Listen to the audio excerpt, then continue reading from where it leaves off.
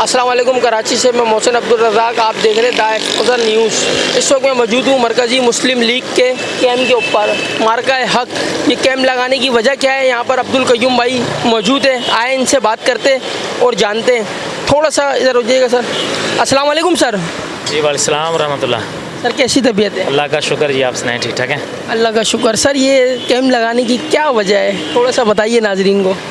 जी पिछले साल इन्हीं दिनों के अंदर भारत की तरफ से पाकिस्तान को गीदड़ बप्तियाँ लगाई जा रही थीं और तरह तरह की धमकियाँ लगाई जा रही थीं, और फिर उनके रद्द-ए-अमल में पाकिस्तान ने जो जवाब दिया था, ऐसा जवाब कि सिर्फ इंडिया को सरप्राइज़ ही नहीं दिया था बल्कि पूरी दुनिया को हैरत ज़दा कर दिया था।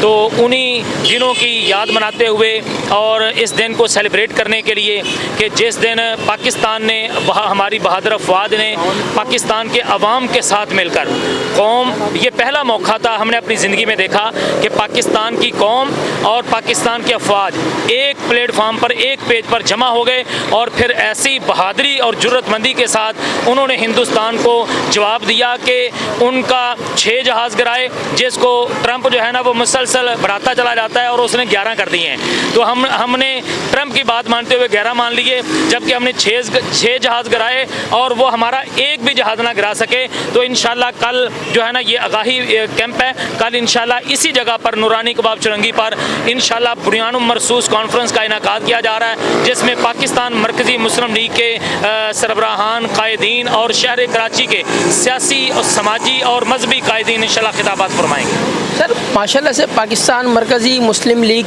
हर जगह नज़र आती है, कहीं कोई किसी की आवाज़ नहीं सुनी जा रही होती है, वहाँ भी खड़ी होती है। कहीं जुल्म हो रहा होता है, वहाँ भी खड़ी होती है। माशाल्लाह फ़ौज ने अच्छा काम करा, फ़ौज को भी खराज तहसीन पेश कर रही होती है। थोड़ा सा आगाही दे, ये पार्टी का मकसद क्या है, लोगों को थोड़ा सा बताएंगे। जी बहुत शुक्रिया। पाकिस्तान मरकज़ी मुस्लिम लीग वो उस जमात का सर्वाइवल है कि जो हिंदुस्तान के अंदर पाकिस्तान बनाने के लिए आल इंडिया मुस्लिम लीग बनी थी।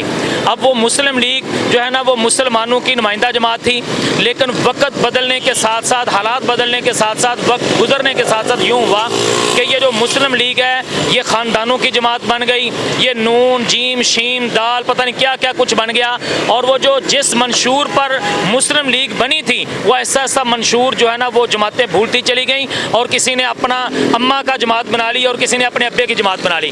तो मरकज़ी मुस्लिम लीग वही आल इंडिया मुस्लिम लीग जो बनी थी उसका सर्वाइवल है, और हम ये मिशन लेकर निकले हैं कि इंशाल्लाह हमारी सियासत खिदमत इंसानियत, हम अपने कौम के नौजवानों को इंशाल्लाह बाशऊर करेंगे। हम इंशाल्लाह, जैसे आपने बोला कि कहीं कोई मौका होता है तो हम अवाम के साथ खड़े होते हैं। हमारा जो काम है वो इलेक्शन टू इलेक्शन नहीं है, बल्कि हम 12 साल के 12 महीने में, अभी पिछले दिनों आपने देखा कि महंगाई और पेट्रोल बढ़ रहा है, आलमी हालात ऐसे बन गए कि बहुत ज़्यादा महंगाई हो गई।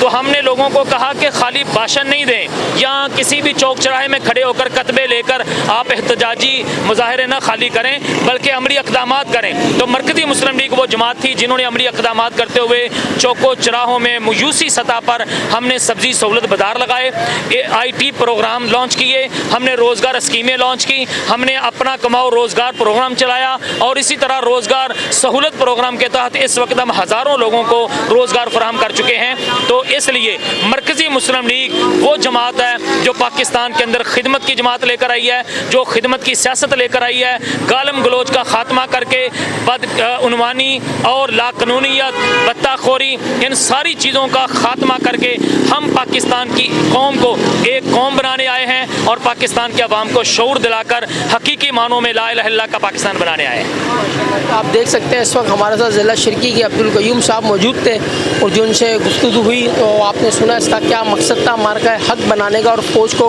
खिराज तक़सीम करने का।